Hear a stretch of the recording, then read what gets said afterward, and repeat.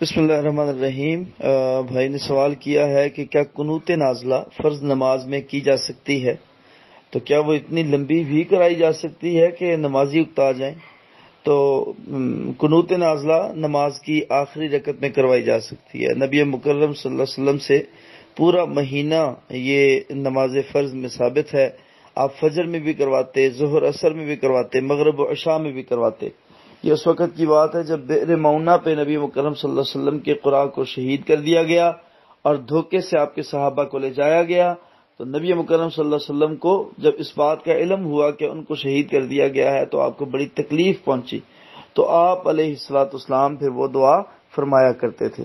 تو شہیدوں کے لیے، اسیران کے لیے، مریضان کے لیے دعا مانگی جا سکتی ہے۔ تو لہذا یہ حدیث سے ثابت ہے، نبی صلی اللہ علیہ وسلم کے عمل سے ثابت ہے۔ پھر اس میں دوسری بات جو ہے، جیسے بھائی نے پوچھا کہ کیا اتنی لمبی دعا بھی کروانا جائز ہے کہ ساتھی اکتا جائیں، نمازی اکتا جائیں؟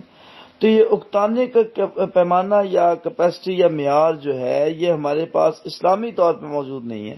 اب بہت سارے ساتھی ایسے ہوتے ہیں کہ جو نماز میں قرات سے اکتا جاتے ہیں، بہت سارے ساتھی ایسے ہوتے ہیں کہ نماز میں سجدے میں لمبی دعا سے اکتا جاتے ہیں، یعنی کہ ان کے نزدیک یہ لمبی دعا ہے کہ اگر کوئی بندہ 7 مرتبہ یا 9 مرتبہ یا 11 مرتبہ تسبیح پڑھ لیتا ہے تو وہ کہتے ہیں کہ نہیں جی 3 مرتبہ ہم نے پڑھ لی تو اس کے بعد قاری صاحب پھر بھی سجدے میں لیٹے ہوئے تھے، تو یہ اتنا لمبا سجدہ جو ہے یہ تو کرنے سے انسان کی ناک کی ہڈی جواب دے جاتی ہے، یا انسان کو پولن الرجی ہونے کا خطرہ ہوتا ہے، ڈسٹ الرجی ہونے کا خطرہ ہوتا ہے وہ قالین سے، تو لہذا اتنا لمبا سجدہ آپ کیسے کر لیتے ہیں؟ لمبے رکوع سے لوگ اکتا جاتے ہیں، اور یہ لمبے کی اصطلاح جو ہے نا یہ اصطلاحی بنیادی طور پہ نماز کے لیے استعمال کرنا غلط ہے۔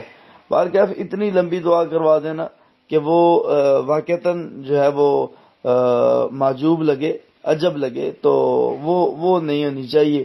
تو اس کا کیا پیمانہ ہوگا؟ اس کا یہ پیمانہ ہوگا کہ نبی صلی اللہ علیہ وسلم سے جو دعائیں ثابت ہیں ان کو دیکھا جائے گا۔ اگر تو وہ ساری دعائیں جو نبی صلی اللہ علیہ وسلم ثابت ہیں وہ پڑھنے کے بعد وہ اپنی طرف سے 5 7 10 دعائیں پڑھتا ہے تو پھر غلط ہے، ٹھیک ہے؟ تو لہذا اگر وہ وہی دعائیں پڑھتا ہے جو نبی صلی اللہ علیہ وسلم ثابت ہے تو پھر پچھلے ساتھیوں کو اس بات کا جو ہے احتمال ہے اس کو ختم کر دینا چاہیے اور اپنے آپ کو اخلاص پیدا کر دینا چاہیے۔ یہ بہت سارے ساتھی چونکہ جواب سنتے ہیں تو میں آپ سب سے التماس کرتا ہوں کہ اپنے دل کو تھوڑا مضبوط کیجیے۔ کسی دور میں باقاعدہ طور پہ یہ پوسٹیں چلا کرتی تھیں کہ 3 گھنٹے کی فلم چھوٹی لگتی ہے، 3 گھنٹے کی فلم چھوٹی لگتی ہے اور 10 منٹ کی نماز بندے کو لمبی لگتی ہے۔ بڑی لمبی پوسٹ ہوتی تھی، اس کا ایک حصہ یہ بھی ہوتا تھا۔ تو بات ویسی ہے، ہمارے کچھ ساتھیوں کو ویسے بھی تھوڑا سا مزاج بن جاتا ہے کہ ان کو زیادہ محسوس ہوتا ہے۔ بہرکیف اگر کوئی قاری صاحب اتنی لمبی کرواتے ہیں تو بھائی وہ نہ کروایا کریں، آپ کی مہربانی ہے، لیکن ہمیں بھی خود بھی یہ سوچ لینا چاہیے، تھوڑا سا دیکھ لینا چاہیے۔ میرا چونکہ میری یہ فیلڈ ہے، میں ایسے ہی لوگوں سے منسلک ہوں، اماموں سے، قراء سے، خطباء سے، واعظین سے، تو میں نہیں سمجھتا کہ مسجدوں میں اب بھی جو ہے کہ وہ قنوت نازلہ کروائی جاتی ہوگی، سوائے چند ایک لوگوں کے جو کرواتے ہیں، اور وہ بھی آج کل بڑے جو ہے وہ دھیمے پڑ گئے ہیں اس حوالے سے۔